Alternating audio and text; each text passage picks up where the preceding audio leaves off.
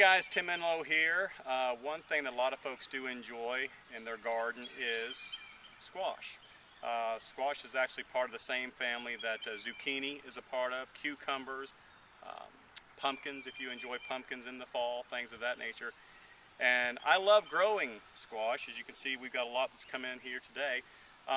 But I transform a little bit sometimes when there's a pest or two pests that actually transform me into something that thankfully it just occurred and you didn't see it. You might see it later.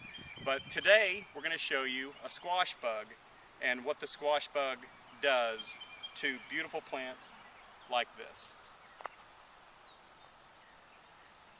Alright guys, we're in the midst of our squash and zucchini patch right here, and thanks to Ginger, the one recording, she's been keeping an eye on these plants for us as myself, and we'll show you what to look for when it comes to the evil squash bug. If you could kneel down here with me.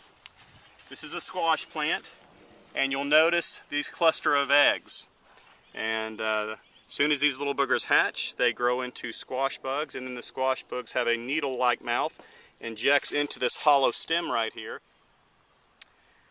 Alright guys, Ginger and I decided to take a look at the squash and zucchini patch to see if we could come upon a squash bug to give you an idea of what you need to be on the lookout for. And imagine that, where there's eggs, there's Mama. We found her. Here she is. That is a squash bug.